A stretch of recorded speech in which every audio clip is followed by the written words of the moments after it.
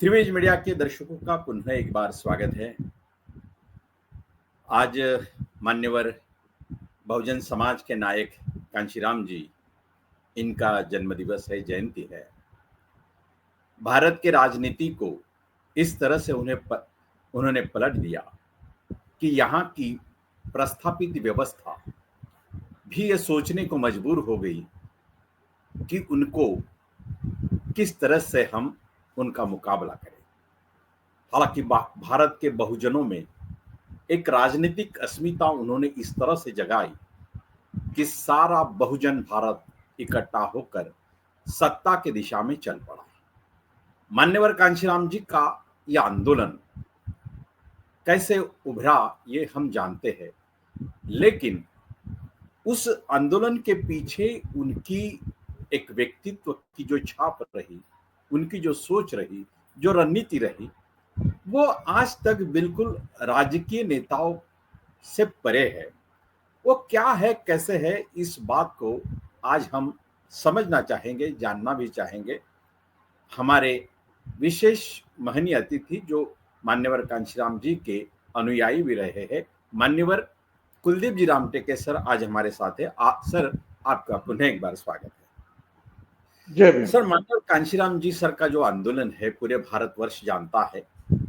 केवल बहुजन समाज ही नहीं, बल्कि यहाँ की प्रस्थापित व्यवस्था, उनको तोड़ कैसा दिया जाए, उनकी तोड़ कैसी की जाए, इस विचार में बहुत साल तक वो घूमता भी रहा, यहाँ की प्रस्थापित व्यवस्था। लेकिन मैं शुरुआत यहीं से करना चाहूंगा कि मान्यवर कांशीराम जी एक बहुजन नायक बन के इस देश में तो उभरे, लेकिन जो सोच उनके दिल में आई कि मैं बहुजन समाज को जगाऊं, इकट्ठा करूं, तो इसके लिए एक हिस्ट्री, इतिहास में मैं थोड़ा सा आपको ले जाना चाहूंगा कि ये बात, जैसे कहा जाता है कि दीना भामा जी, इन्होंने कुछ का अपने नौकरी पर कुछ कार्य किया और उससे प्रेरणा ली मान्यवर कांशीराम जी ने।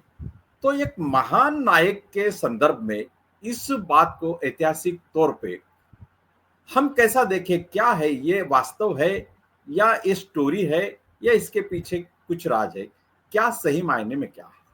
सबसे पहले तो आपको धन्यवाद चंद्रकांत भाई, और मान्यवर कांशीराम साहब को वंदन करते हुए मैं अपनी बात शुरू करूंगा। जितना मैं आपके प्रश्न को समझ पाया तो आपने दीना भाना का उल्लेख किया। तो दीना भाना का जो उल्लेख किया उसके ऐतिहासिक संदर्भ इस प्रकार है। दीना भाना से मैं मिल चुका हूं। हुआ यूं था कि साहब जहां नौकरी करते थे रक्षा मंत्रालय में पूना में, साइंटिस्ट के पद के ऊपर, तो बुद्ध जयंती और बाबा साहब अम्बेडकर जयंती की छुट्टियों को कैंसिल यानी रद्द कर दिया गया था। और दीना भाना ने जब इस निर्णय को विरोध किया तो साहब ने इस आंदोलन को अपने हाथ में लिया और काफी लंबे संघर्ष के बाद उन्होंने इन छुट्टियों को मंजूर करवाया। तो दीना भाना जी मुझे दिल्ली में मिले और ये सच है कि इनके आंदोलन के कारण ही मान्यवर कांशीराम साहब उतना कुछ नहीं जानते थे शाहू फुले बाबा साहब अम्बेडकर और पेरियार की मूवमेंट के बारे में। तो ये दीना भाना पे हो रहा अन्याय और साथ में तथागत बुद्ध की जयंती और इन सारी छुट्टियों को लेके जो आंदोलन हुआ, और उसके बाद सही मायने में मान्यवर साहब को लगा कि मैंने इसमें कुछ सीखना चाहिए। तब तक वो जानते नहीं थे और पुणे के साथियों ने उनको कुछ किताबें दी, उसमें से एनिहिलेशन ऑफ कास्ट प्रमुख है, और फिर उन्होंने अपने आंदोलन की शुरुआत की। और यहीं से फिर एक बहुजन आंदोलन का एक सूत्रपात हुआ। ज्योतिबा, शाहू महाराज और बाबा साहब अम्बेडकर, इनकी विचारधारा को मद्देनजर रखते हुए, केंद्र में रखते हुए उन्होंने अपनी एक बहुजन आइडियोलॉजी को बनाया और उन्होंने मूवमेंट को शुरुआत की। दीना भाना का एपिसोड ये सच है। ये बात इसलिए पूछना चाहता हूं कि कोई भी महापुरुष जब किसी भी बात को सोचता है तो एक विषय प्रवेश उनके विचारों में उनके व्यक्तित्व के अंदर आ जाता है। तो सारे जी बहुजन समाज को जगाना इस घटना से, सारे बहुजन समाज को जगाना, जबकि रिलेवेंट जो है मान्यवर कांशीराम जी का जो उससे पहले का जो जीवन है वो कहीं भी विचारों से रिलेवेंट नहीं दिखता है। तो ये जो महान विषय है कि बहुजन समाज को इकट्ठा कर उनको इस देश की एक शासक बनाना, तो ये सोच एकाएक उनके मन में कब पैदा हुई और कैसे पैदा हुई, उनकी वजह क्या हो सकती है? आपने कहा तो उनका जो भूतकाल था, एक रैदासी परिवार में उन्होंने जन्म लिया 15 मार्च 1934 को। वो स्थान था खवासपुर, जिला रोपड़, पंजाब। उनके माता पिता जो थे वो रामदासिया सिख परिवार से संबंधित थे, और वो तब तक के उनको जातीयता का जहर क्या होता है या कैसे जातीयवाद खास करके अछूतों को धन, ज्ञान और सम्मान का अधिकार नहीं देता, इन बातों से भी वो अनभिज्ञ थे। और यहाँ तक के कि उन्होंने हमको एक व्यक्तिगत वार्तालाप के दौरान ये भी कहा कि बीएससी जो गवर्नमेंट कॉलेज रोपड़ पंजाब से उन्होंने किया था, तब तक के उनको इन जातीयता के बारे में कुछ ज्यादा जानकारी नहीं थी। अब रहा सवाल ये है कि अगर एक तुलना ही की जाए तो महाराष्ट्र के हर आदमी को बाबा साहब की मूवमेंट के बारे में पता होता है। मूवमेंट के बारे में पता होना और मूवमेंट चलाना, इस मामले में मैं थोड़ी अतिरिक्त जानकारी दूंगा कि ये कांशीराम साहब, इनका व्यक्तित्व कैसा था और उनकी, मुझे उनके साथ 1984 के साथ बाद में काम करने का मौका मिला।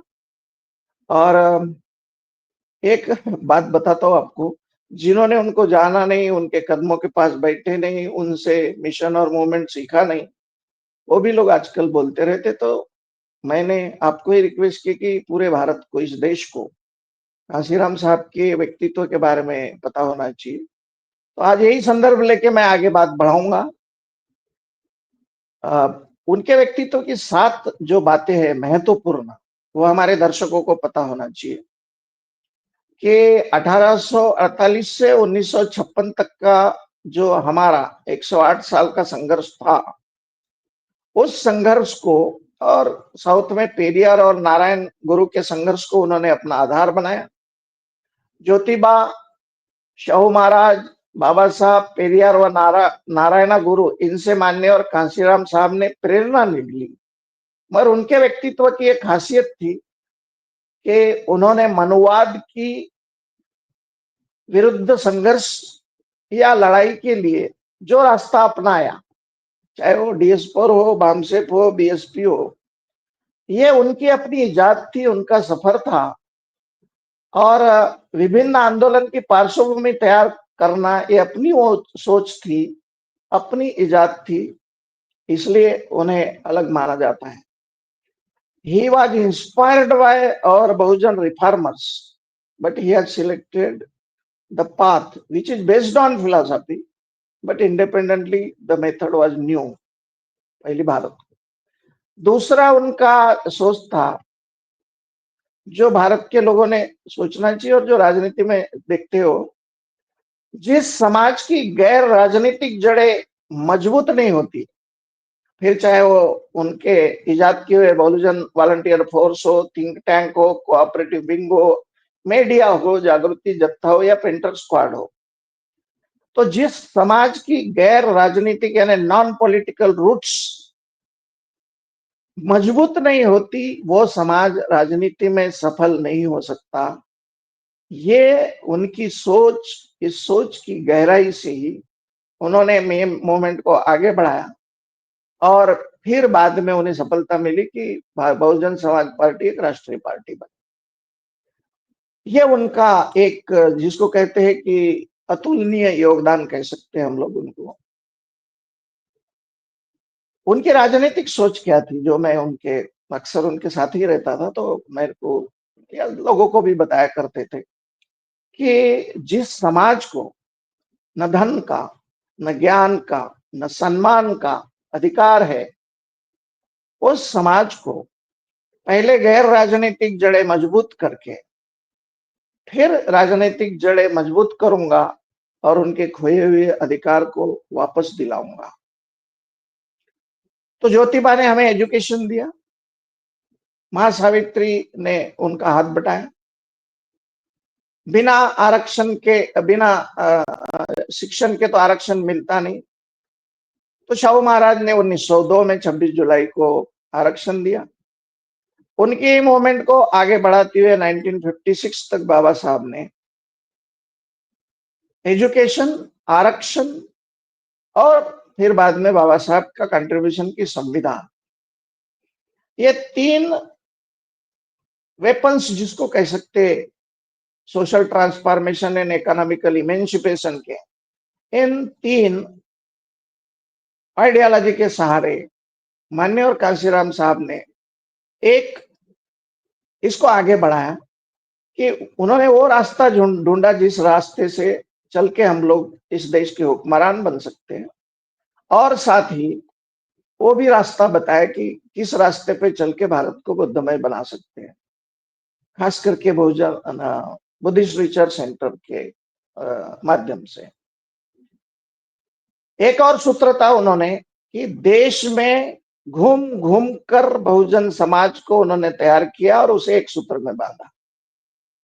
तो हम जब उनके साथ काम करते थे तो मैंने देखा पंजाब के साथ ही, यूपी के साथ ही, बाद में नॉर्थ बिहार और साउथ के साथ ही एक साथ आते थे, और हम एक दूसरे के विचारधारा, एक दूसरे का काम हम लोग शेयर कर सकते थे।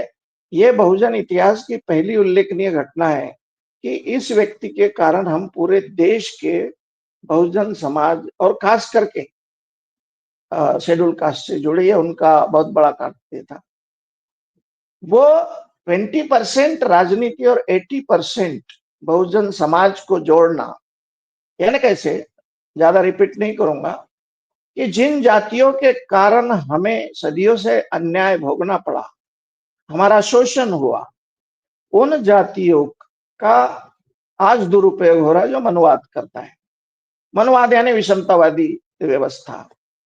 इस मनोवादी विषमतावादी व्यवस्था को अगर हमें नष्ट करना है तो जातियां तो नहीं टूटेगी, लेकिन जातियों के दुरुपयोग को सदुपयोग में कैसा बदला जाए, ये फुले शाहू बाबा साहब की आंदोलन को उन्होंने एक्स्ट्रा योगदान दिया।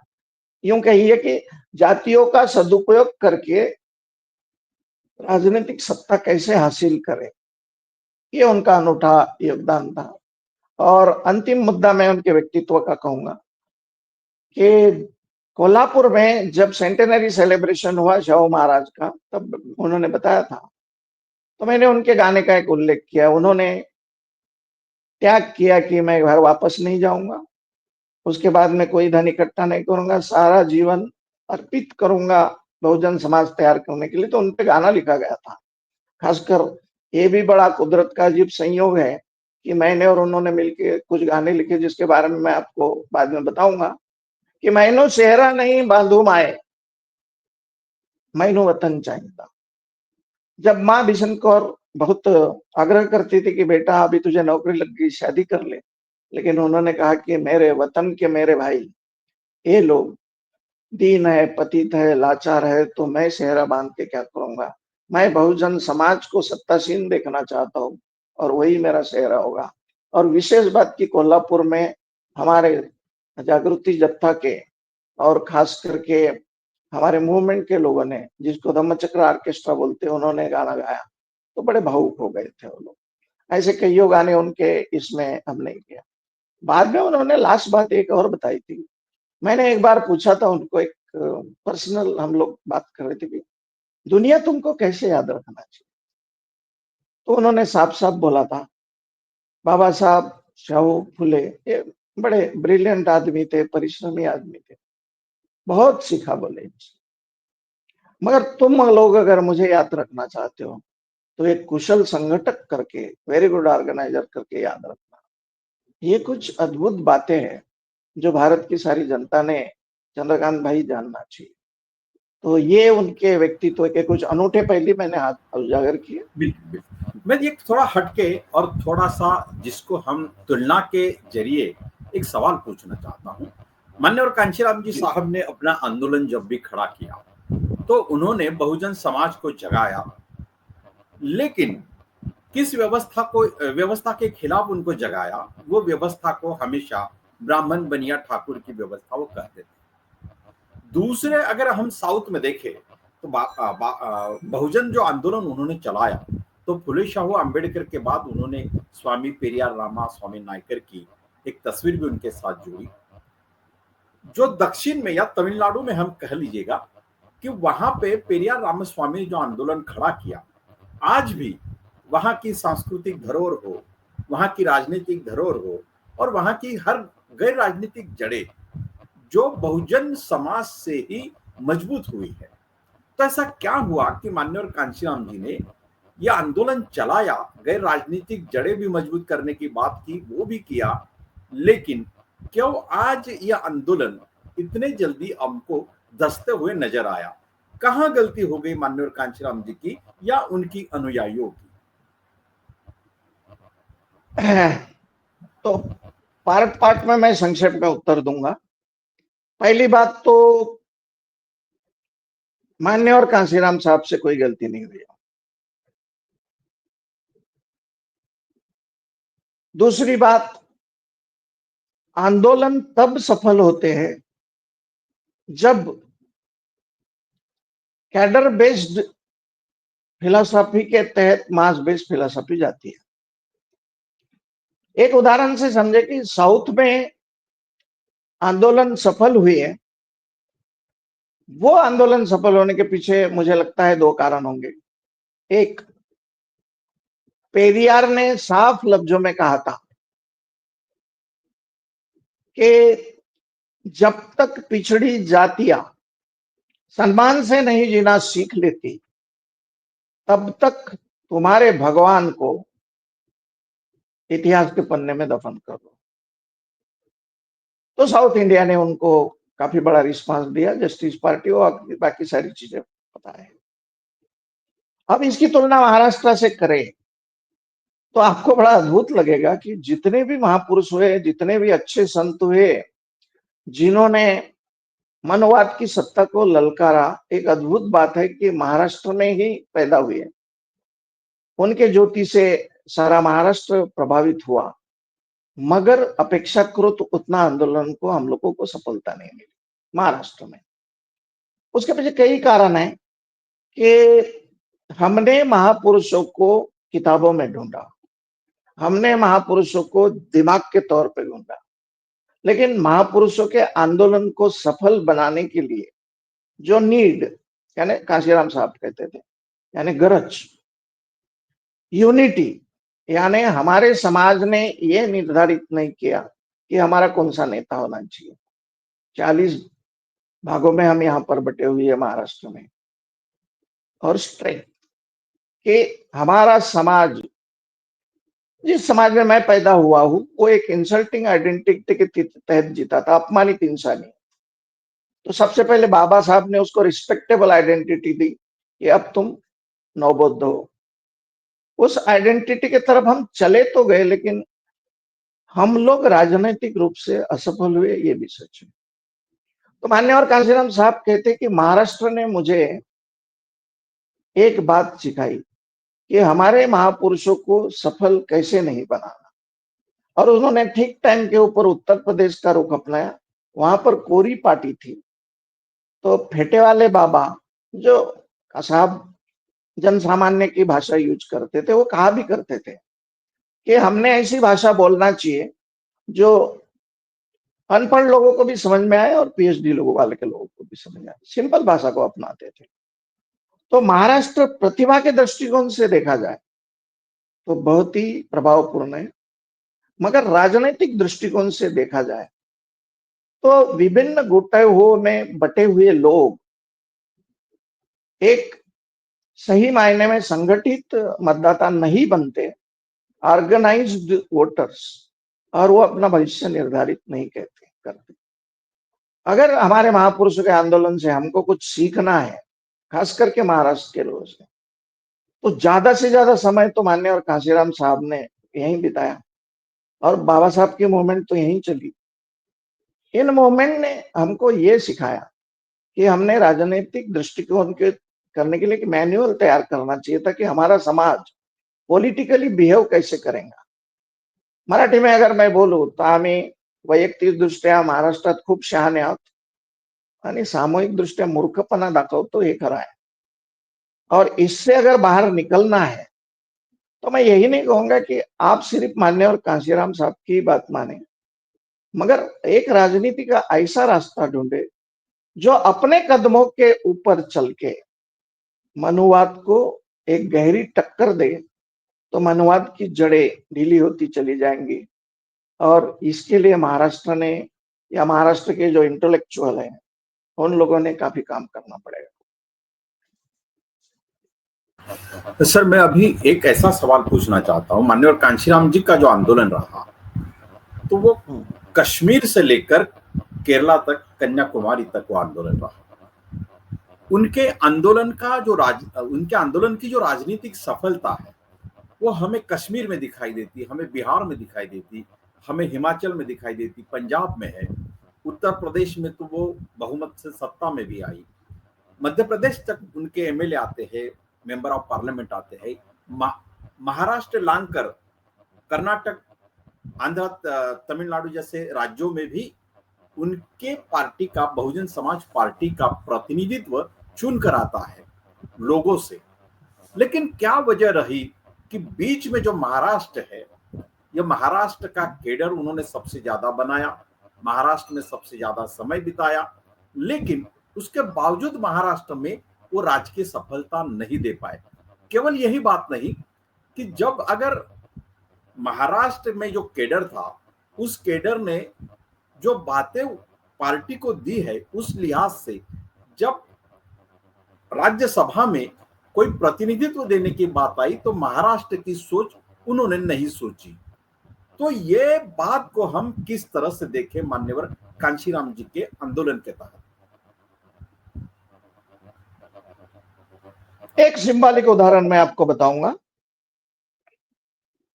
बहुजन समाज पार्टी में काम करने वाला ही एक नेता महाराष्ट्र का, अनुसूचित जाति नवबौद्ध, मैं पुणे में पुणे नहीं, आई एम सॉरी, नागपुर में मैं उनके पास बैठा था और मुझे आजादी थी उनके बॉडी को चेक करें, क्योंकि उनको बहुत बार शुगर के कारण काफी तकलीफ होती थी। तो हम बैठे थे, उनके पांव दबा रहा था मैं। वो आया बिना परमिशन लिए, उस नेता का नाम नहीं लूंगा, और साहब को डायरेक्ट पूछा। वो कहने लगा कि साहब मुझे, एक तो आप, मैंने राज्यसभा में मुझे जाना है या लोकसभा में भी, के लिए मेरे को गाइड कीजिए। तो साहब ने मेरे तरफ देखा, कहने लगे तेरा कोई एम्बिशन नहीं। मतलब नहीं, बोले ये तो आप दोनों के बात में मुझे क्यों घसट रहे आप? तो उनके तरफ देखते देखते वो हंस के बोले, वेयर आर योर वोटर्स, तेरे मतदाता कहाँ है? तो बोले वो ठीक है, वो बोला कि मुझे कम से कम राज्यसभा में ले। तो साहब ने हंसते हुए कहा कि भाई पहले क्वेश्चन का आंसर दे। क्या हुआ चंद्रकांत भाई, 1986 में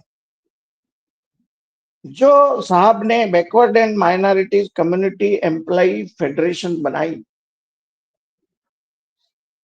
1978 में, वो 86 में किसी कारणवश उनके बहुत सारे टुकड़े हो गए।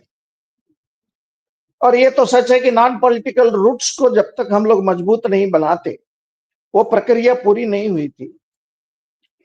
और 86 में बहुजन समाज पार्टी 84 में बनी, और ये बिखराव के कारण, कैसे होता है रियल लाइफ में, नॉन पॉलिटिकल रूट्स और पॉलिटिकल रूट्स एक साथ काम करते हैं।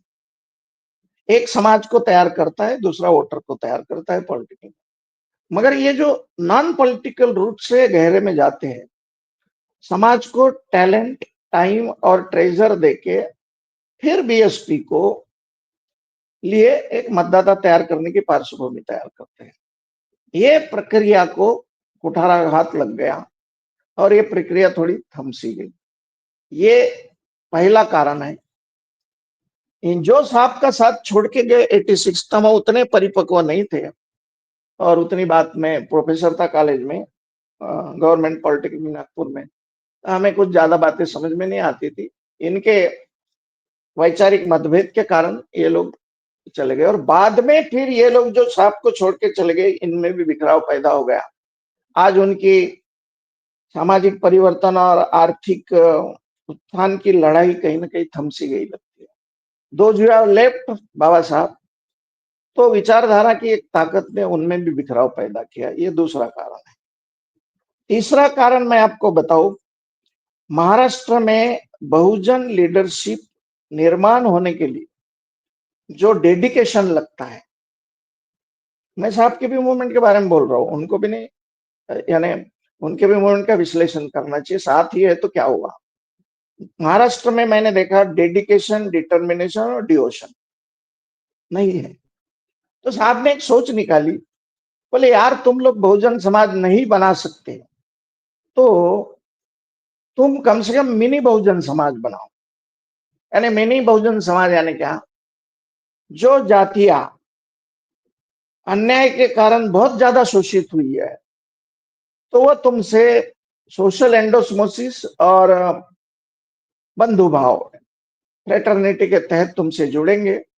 तो ऐसी जातियों को जोड़ के नहीं एमपी एमएलए बन सकते हैं, तो कम से कम तुम लोग पर्टिकुलरली कि छोटे छोटे पद आप हासिल करो, नगर सेवक बनो, बाकी चीजें चलती रहेगी। ये तीसरा कारण। नेक्स्ट थिंग इज दैट कि ये जो चला आंदोलन, उसमें बहुत बार ऐसा हुआ कि महाराष्ट्र में कई लीडर जो थे वो एक्सेप्टेबल नहीं थे और उनके ईगो का टकराव आया। साहब ने संपूर्ण जीवन एक तपस्यामय और त्यागमय बिताया। उस लेवल की सोच, उस लेवल की करुणा ये बहुत लोगों में उस वक्त थी नहीं। आज का विश्लेषण मैं नहीं करूंगा, क्योंकि अभी बहुजन समाज पार्टी में इतना सुधार आया है कि बहुजन समाज पार्टी ने अपनी गलतियों से सीखना शुरू कर दिया है। तो भूतकाल तो बहुजन लीडरशिप के लिए उतना फेवरेबल नहीं था, लेकिन आज की परिस्थिति में मैं देख रहा हूं तो अभी बहुजन समाज पार्टी अपने नियोजन को अलग दिशा में मोड़कर फिर से एक नया सैद्धांतिक राजनीतिक रूप ले रही है और ये बड़ी शुभ शुरुआत है अगेन। और मुझे ऐसा लगता है कि आने वाले कुछ दिनों में बहुजन समाज पार्टी इस देश के हुक्मरान बनने में अग्रसर होगी। सर मैं आपको ऐसे सवाल पूछूंगा क्योंकि यहाँ पर बिजली गई हुई है, मैं गांव में हूँ। जी मैं नो एक प्रॉब्लम। बिल्कुल मैं एक बात पूछना चाहता हूँ कि साहब ने, आपने जिक्र किया कि 78 में उन्होंने वामसे बनाई, उसके बाद 80-81 में DS4 बनाई और 84 में उन्होंने पार्टी बना ली, बहुजन समाज पार्टी। 84 में बनी हुई बहुजन समाज पार्टी 94 में उत्तर प्रदेश के सत्ता तक भिड़ जाती है, लेकिन उस सत्ता का रास्ता प्रशस्त करने के लिए उन्होंने जो शेठजी भट्टजी की पार्टी कही जाती है, उस भाजपा से उन्होंने सबसे पहले हाथ मिलाया, जबकि उत्तर प्रदेश में उससे पहले सपा का ओबीसी एक गुट या पार्टी उस लिए तैयार भी थी या उस परिस्थिति में उससे संवाद किया जा सकता था। बावजूद इसके शेठजी और भट्टजी की पार्टी से उन्होंने अलायंस करना, इसका सीधा मतलब क्या होता है? कहां ये उनकी सोच थी या एक मकसद के तहत कोई रणनीति थी? क्या सही मायने में हम कह सकते हैं? पहली बात तो ऐसे के माननीय और कांशीराम साहब और उनकी राजनीति या उनकी सोच किसी बंधे बंधाए रास्ते की या किसी चीज की मोहताज नहीं थी।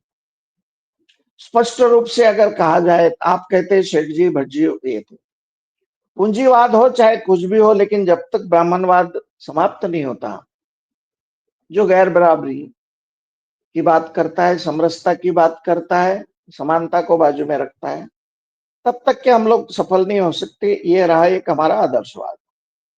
दूसरी बात, उन्होंने जो कुछ राजनीति में प्रयोग किए, या जो आप कह रहे कि उन्होंने भाजपा की सहमति से या उनके समर्थन से सरकार बनाई, ये इतिहास का सच है।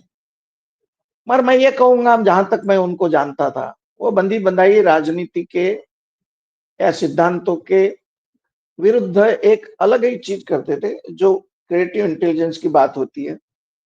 मुझे आप ये बताइए, राजनीति का उनका ये सिद्धांत, चाहे विचारधारा में अलग तरीके से गिना गया हो, how to use enemies for our own objective, यानी विरोध करने वाले कट्टर विरोधियों को अपने उद्देश्य के लिए। ये तो बात बाबा साहब ने बोली थी कि जाओ अपने घरों की दीवारों पे लिख दो कि तुम्हें इस देश की राजनीतिक सत्ता बनना है, ये हासिल करना है। अगर ये न कट्टर विरोधी, क्योंकि कट्टर विरोधी की खासियत होती है, हमारी कुछ चर्चा चलते रहती थी उनसे, कि जब वो आपको समर्थन देता है या आपको कुछ वादा करता है, तो वो अपनी इंटीग्रिटी को निभाने के लिए दिलो जान से तुमको हेल्प करता है।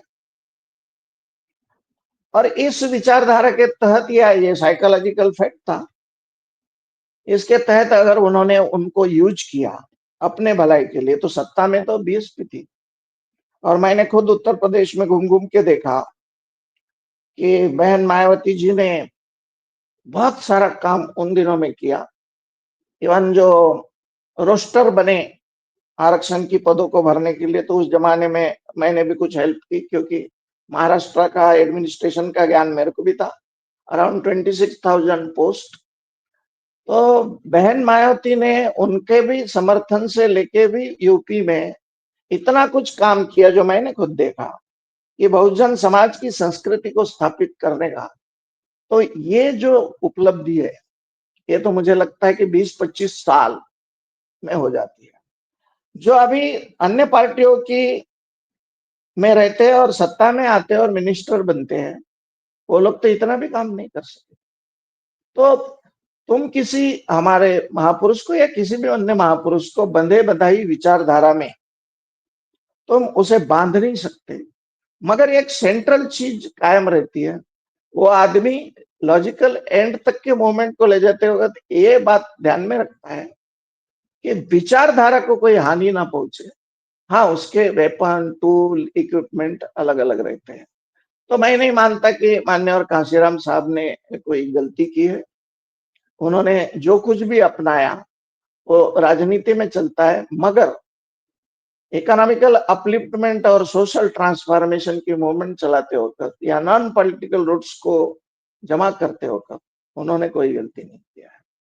कभी कभी क्या हो जाता है, हमारी सोच लिमिटेड रहती है और उसके कारण हम महापुरुष के ऊपर टीका करते हैं। हमने बियॉन्ड इमेजिनेशन करना चाहिए कि ये तो ब्रेन स्टार्मिंग का विषय है।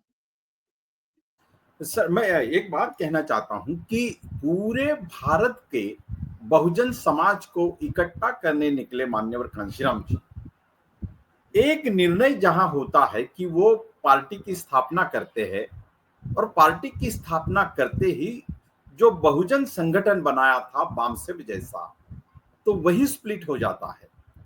तो इसके लिए हाँ, एक तात्विक संघर्ष उन्होंने किया या नहीं, या इस तरह की जो स्प्लिट हुई संगठन में, तो वो कहीं ना कहीं भविष्य में एक धोखा पैदा कर देगी बहुजन समाज के लिए। इसलिए मान्यवर कांशीराम जी साहब ने उस समय कुछ समझाने की कोशिश उन लोगों को की है। अगर की है तो क्या, अगर नहीं की है तो क्यों नहीं? जहां तक मेरी जानकारी है, इस मामले में बहुत सारी मीटिंगें हुई उनकी, और वैचारिक मतभेद तो उनका कायम था और कोई सुलह नहीं हो सकी। मैं एक उदाहरण दूंगा, लीडबेटर ग्राउंड तक हम जाते थे, मैं और साहब। तो बामसेट के एक बहुत बड़ा तबका, हम जिस रूट के ऊपर से जाते थे, शाहू महाराज सेंटेनरी सेलिब्रेशन जो आरक्षण का 1902 का 2002 में एक मनाया गया था, क्योंकि बाबा साहब भी हमेशा कहते थे ना, कि मराठी में बोलते थे बाबा साहब की माझी जयंती साजरी केली नाही तरी चालेल, पण शाहू महाराजची जयंती धूमधड़ाक्यात दिवाळी सारखी साजरी करा। यानी इसका मतलब ये होता है कि मेरी जयंती नहीं किया तो भी चलेगा, मनाई नहीं किया तो भी चलेगा, लेकिन शाहू महाराज की जयंती को मनाओ। और बाकी सारी चीजें बताते, तो शाहू महाराज को इस दृष्टिकोण से एक विशेष आदर मिलता था। लिटबेटर ग्राउंड से हम राउंड से आते थे, 7-8 दिन में साहब के साथ रहा। उसी रास्ते के ऊपर हम लोग गाड़ी से जा रहे थे, गंगाराम काम्बले का होटल, जिसको शाहू महाराज ने होटल बना के दिया था, वो हम लोग सोच रहे थे कि फिर से लगाने का, इतिहास की यादें ताजा करने की। ये सोच में अचानक मेरी जो पोल थे, खंबे रास्ते के ऊपर से वहां देखा मैंने, बामसेब के टूटे हुए तबके ने अपने पोस्टर लगाए थे वहां पर। इसका मैं साक्षी हूं, I am evident for that. तो साहब ने उनके तरफ एक नजर डाली और फिर मेरे तरफ झुके, बोले आज अपने को क्या कार्यक्रम का है। उन्होंने विषय बदल दिया। जो साहब के साथ जुड़े थे वो टूटे, और उन्होंने उनको चिढ़ाने के लिए वो पोस्टर लगाए अपने फोटो के साथ, एक बामसेब के बोल। ये क्या दर्शाता है?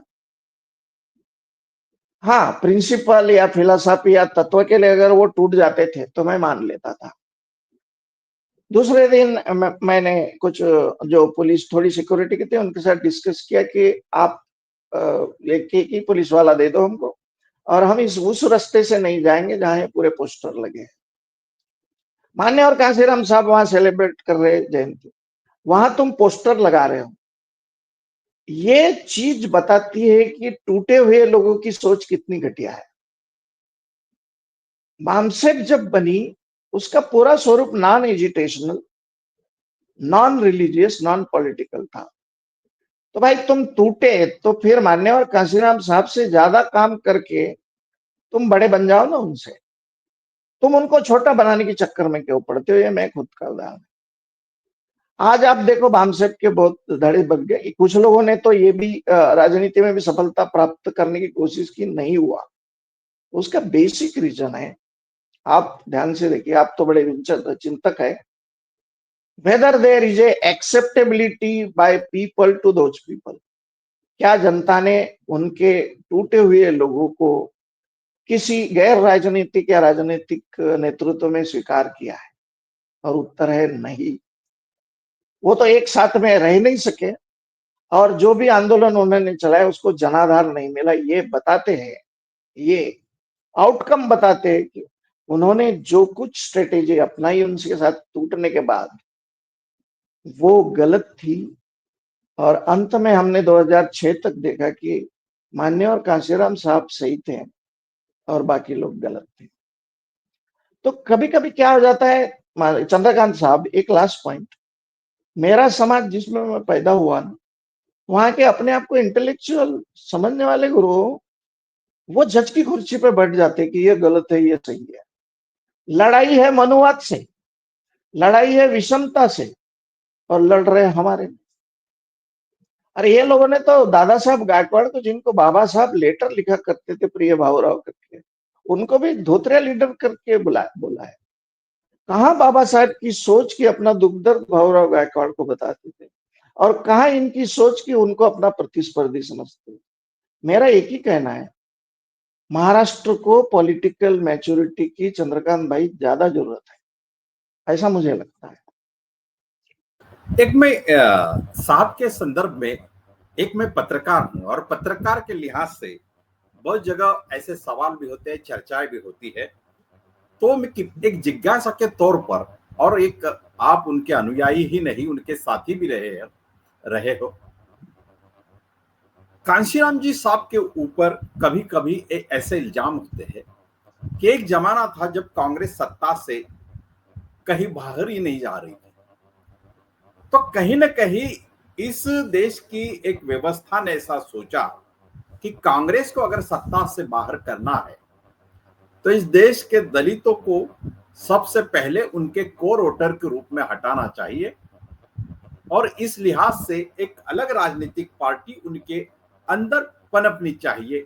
ऐसी सोच में कांशीराम जी का राजनीतिक जन्म हुआ, ऐसे कुछ लोग कहते हैं, इल्जाम लगाते हैं। और इसके लिए वो कभी कभी ऐसा उदाहरण भी देते हैं कि मान्यवर देवीलाल और चरण सिंह ने उस वक्त मंडल आयोग के खिलाफ जो सभा लगाई थी उसमें भी कांशीराम जी शामिल हुए थे उस सभा में, ऐसा बहुत सारे बताते हैं। ये सारी चीजें जो है तो एक इल्जाम के तौर पे कही जाती है, लेकिन आप केवल अनुयायी नहीं, उनके साथी भी हो और सबसे ज्यादा इस आंदोलन के एक बड़े चिंतक हो। इसलिए इस बात का एक क्लैरिफिकेशन मैं आपसे चाहता हूं। देखिए, आपके प्रश्न कोई डिफिकल्ट और डिफरेंट एंगल है। जो चीज बाबा साहब ने अंग्रेजों से लड़के लाई थी, तो कांग्रेस सत्ता में थी तो उन्होंने बाबा साहब को या बाबा साहब के नेतृत्व को स्वीकार नहीं किया। और बाबा साहब बार बार कहते थे कि इन्होंने जूस ले लिया और छिलके हमारे ऊपर फेंक दिया। बाबा साहब को जो मांगते थे, सेपरेट सेटलमेंट की बात की तो बहुत अलग बात भी हो जाएगी, वो आज वो बात नहीं करेंगे, क्योंकि सेपरेट सेटलमेंट पे हम दोनों अलग से बैठेंगे कि वो क्या था और बाबा साहब की गहरी सोच क्या थी, जिसकी तरफ हमारा ध्यान नहीं है। सेपरेट इलेक्टोरेट तो सबको मालूम है, सेपरेट सेटलमेंट का जो प्लान बना था वो मुझे मालूम है, फिर कभी आपको बताऊंगा। तो जिस कांग्रेस ने बाबा साहब के प्रतिभा और प्रज्ञा को एक युगंधर महापुरुष को नकार दिया और बाद में बाबा साहब अपनी प्रतिभा के बल के ऊपर आगे बढ़ते गए, तो हमारे समाज में कहीं ना कहीं ये सोच थी और वह कांग्रेस से टूटकर अपना अलग एक आंदोलन चलाना चाहती थी, क्या हो सकता है। लेकिन अब हम महाराष्ट्र में मानते हैं कि हम लोग 50-51 जातियों में बटे हुए लगभग 13% है, उसमें भी बाबा साहब की मूवमेंट से जो बेस कास्ट जुड़ी वो है, हम शेड्यूल कास्ट महार धर्मांतरित नवबौद्ध कन्वर्टेड। तो मैंने पहले ही बताया ना, हमारी इंसल्टिंग आइडेंटिटी को बाबा साहब ने रिस्पेक्टेबल आइडेंटिटी में कन्वर्ट किया और हम लोग उस रास्ते के ऊपर चले गए। एक इतिहास की बड़ी एक अद्भुत घटना घटी, क्योंकि तथागत बुद्ध कोई ईश्वर नहीं थे, ईश्वर से अच्छे इंसान थे। और उन्होंने कहा था कि जिस धर्म में बिखराव हो, असमानता हो और धर्म के प्रभाव से और भगवान के नाम पे भेदभाव हो, वो धर्म किस काम का है। भगवान बुद्ध पहले व्यक्ति थे जिन्होंने भगवान की जगह मॉरलिटी को रख दिया और बाबा साहब ने उन्हें अपनाया और ये आवश्यक था। ये दूसरे एक धर्म और भगवान के चिंतन में दूसरी दुर्लभ घटना। रहा सवाल बाद में जो सवाल आपने पूछे, तो हुआ यूं कि आपको याद होगा 1966 के बाद रिपब्लिकन पार्टी ऑफ इंडिया जो शेड्यूल कास्ट फेडरेशन के बाद में कन्वर्ट हुई, वहां के लीडरों में समन्वय का अभाव था और कहीं ना कहीं उनके मन में एक थाट था कि बाबा साहब की विचारधारा तो अच्छी है, लेकिन इस विचारधारा से हम लोग एमपी एमएलए नहीं बन सकते, इसलिए उन्होंने भी कांग्रेस का सहारा लिया। उस वक्त जनता भी इतनी जिसको कह सकते हैं मैच्योर नहीं थी और इस वक्त कोई लीडरशिप हमारे में पैदा नहीं हुई। और आपको भंडारी साहब का इतिहास मालूम है, कांग्रेस के सपोर्ट के ऊपर वो चुन के गए। हालांकि हम सामाजिक जीवन और चिंतन के स्तर पे ये कबूल करते हैं कि कांग्रेस ने हम लोगों को धोखा दिया, लेकिन कांग्रेस का विकल्प ढूंढने में हम असफल रहे because of poor quality of leadership. और जब लीडर गलती करता है तो उसे ही नहीं भोगना पड़ता है, वो जिस समाज में जन्म लिया और जिस नेतृत्व को वो रिप्रेजेंट करता है उसे भी भोगना पड़ा। तो एक तरह से हमारे सामाजिक जीवन, आर्थिक जीवन और बाकी के राजनीतिक जीवन में एक प्रकार का वैक्यूम आया और लीडर लोगों ने एक प्रिकॉशन नहीं ली कि 6% अनुसूचित जाति धर्मांतरित नवबुद्धों के सहारे हम इलेक्शन जीत नहीं सकते। तो हमने जिन्हें शूद्र और अतिशूद्र हम बोलते हैं, वो एसटी को, ओबीसी को, और महाराष्ट्र में after 1936 criminal tribe act abolish होने के बाद में जो जातियां 42 हुई, उन डीटीएनटी यानी विमुक्त जाति भटक्या जमाती को और ओबीसी को और मुस्लिम भाइयों को, जो भारत के ही मूल निवासी है और मुसलमान और बाकी के डर के कारण वो मुस्लिम बन गए, वो भी धर्मांतरित है, वो कोई बाहर से नहीं आए। इन जातियों को हमने राजनीतिक तौर पे जोड़ना चाहिए, जो प्रयोग मान्यवर कांशीराम साहब ने किया। और ये सारी गलतियों का मिला जुला परिणाम है कि हम लोगों को राजनीतिक सफलता हाथ में नहीं आई। फिर हम लोग दूसरी गलती कर बैठे कि हम रिलीजन रिलीजन करते बैठे। हम बुद्ध की शरण में गए लेकिन बाकी जातियां नहीं गई। तो गोविंद सिंह की बात तो साहब बताया करते थे मेरे को, गुरु गोविंद सिंह की, कि राज बिना ना धर्म चले, ना धर्म बिना ना राज, और गुरु गोविंद सिंह की वाणी मान लो भैया। तो हमने हमारे चिंतन के व्यापक दायरे नहीं बढ़ाए। हमने अपनी चिंतन को, यानी एक जाति के चिंतन को बहुजन चिंतन में कन्वर्ट नहीं किया। हमने वो गलतियां किया जिस गलतियों के परिणाम हमारे समाज को भोगना पड़ा, और हम लोग हुक्मरान बनने की दिशा में कोशिश नहीं कर पाए। इस गलती को माननीय कांशीराम साहब ने पहचाना, वो गलतियां नहीं की, और हमें एक उपलब्धि दी कि एक राष्ट्रीय पार्टी बना के दिखा दिया, और ये कहा कि इस पार्टी के सहारे तुम लोग इस देश के हुक्मरान बन सकते हो। अगर कोई सोचता है कि मैं दोबारा कोई ऐसी पार्टी बना लूं, और ऐसा ये संभव नहीं है। इसका कारण है, एक मूवमेंट को खड़ा करने के लिए 20-25 साल लग जाते हैं। तो कम से कम आप और मैं जिंदा रहते तक ये दूसरा प्रयोग सफल नहीं होगा। इसलिए मेरी भी चाहत है कि उनके पार्टी को, यानी बहुजन समाज पार्टी को, जिसके लिए उन्होंने सारा जीवन अर्पित किया, उसे सफल बनाना चाहिए, और होगा होगा।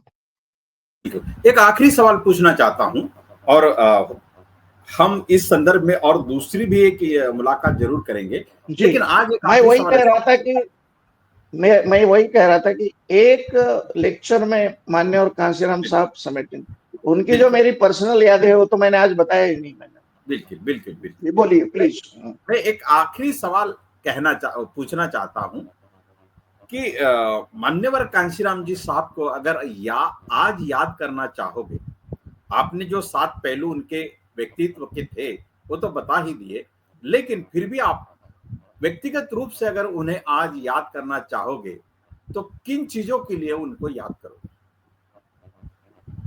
ये बड़ा कठिन प्रश्न है। मैं कभी आपके प्रश्नों को उत्तर दे, फिर भी मैं कोशिश करता हूं।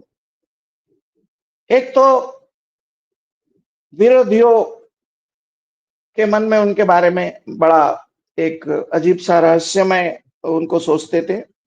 सच है कि वो बड़े एक सिंपल व्यक्ति थे। उनके कपड़े की भी चॉइस, यानी एक हाफ शर्ट, एक पैंट, और सारी चीजें, वो लोग बड़े कई बार उनको खाना नहीं मिलता था। फिर भी, जैसे अभी हम लोग एक उदाहरण से बताएंगे आपको, एक रात को आ गए, थाना के रॉयल हिंद तब एक होटल था, वहां पर मैंने उनको रुकाया, तो बोले यार कहीं खाना नहीं मिला, कुछ चीजें लेके आओ, इतनी रात से कहाँ लाएंगे। तो कुछ केले खरीद के लाए, तो बोले यार काशीराम की बॉडी देख के तो कम से कम थोड़े केले ज्यादा लाना था। तो उस सिलसिले में उन्होंने मूवमेंट चलाते वक्त न खाने पीने की या बाकी चीजों की कोई परवाह नहीं की। मैंने देखा उनको शुगर थी, डायबिटीज थी, उसकी भी वो परवाह नहीं करते थे, दवाइयां लेते थे, लेकिन शरीर के बारे में उतनी उनकी कोई आसक्ति नहीं थी। जो मिल लिया खा लिया, और जो चीज चल, लेकिन मूवमेंट के प्रति जब शाहू फुले बाबा साहब का रेफरेंस आता था, तो उनके जीवन के उत्तरार्ध में मैंने उनको रोते हुए देखा है, और रोते थे तो ऐसा लगता था सारा ब्रह्मांड रोता है। ये उनका एक अद्भुत योगदान था। निर्णय लेने की प्रक्रिया उनकी थी कि उनका माइंड बड़ा सॉल्यूशन ओरिएंटेड था, हर कठिन हालात में भी। जैसे 1999 में जब अटल बिहारी की वाजपेयी की सरकार गिरी तो 1 वोट के कारण गिरी। वो किस्सा मैं आपको वो हँसते-हँसते बताते थे, मैंने सरकार गिरा दिया। लोग उनको बीजेपी प्रो बोलते हैं, लेकिन सरकार गिरा के इस देश को एक उदाहरण पेश किया कि मनुवाद या ब्राह्मणवाद कोई ऐसी चीज नहीं जिसको हम हिला नहीं सकते। राजनीतिक तौर के ऊपर हिला के दिख गया। तो उनके जो क्रिटिसिज्म करने वाले हैं, इसकी तरफ उनका ध्यान नहीं जाता कि 1 वोट से सरकार गिराने का पूरा प्लान ये साहब ने बनाया। तो उनकी अद्भुत एक क्षमता थी कि जैसे क्रिएटिव इंटेलिजेंस के लिए मान्यवर यानी बाबा साहब को देखते हैं, उसी तरह पॉलिटिकल स्ट्रेटेजी और सोशल स्ट्रेटेजी के लिए अद्भुत उनकी जानकारी उन्होंने दी थी, जो अगले वक़्त मैं आपको सारी बातें बताऊँगा। नेक्स्ट पॉइंट उनका ये था कि रेज़िलियंस, कठिन से कठिन हालात भी आ गए, तो भी वो रास्ता निकाल लेते थे। ये उनकी अद्भुत क्षमता को मैंने कई बार देखा, ऐसे कई उदाहरण हैं, जिनके ऊपर कोई किताब नहीं।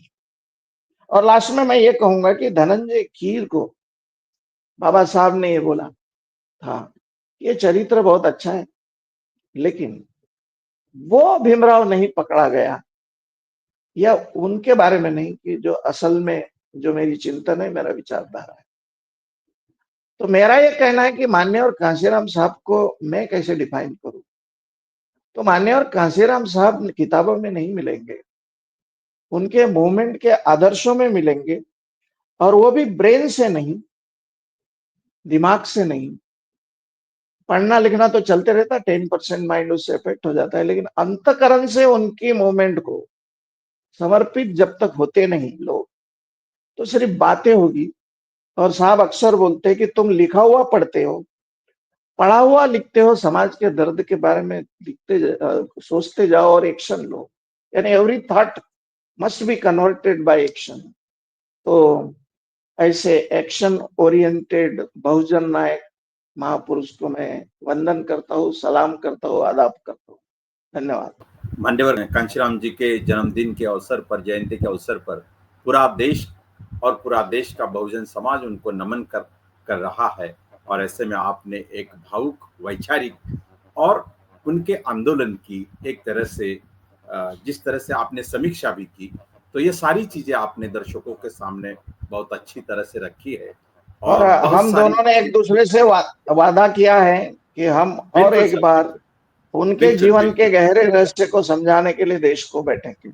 बिल्कुल सर, बिल्कुल बिल्कुल, और तुरंत ही करते खासकर हैं। मैं आपको धन्यवाद देता हूँ कि ऐसा इन डेप्थ चिंतन एक पत्रकार के नाते, और उनके आपके सवाल। धन्यवाद आप सभी दर्शकों का। आपने आज मान्यवर कांशीराम जी बहुजन नायक, इनके जयंती के अवसर पर उनके व्यक्तित्व को हम तक पहुंचाने के लिए मान्यवर कुलदीप रामटेके जी सर ने उनका वैचारिक अनुभव और तात्विक विश्लेषण हमारे सामने रखा।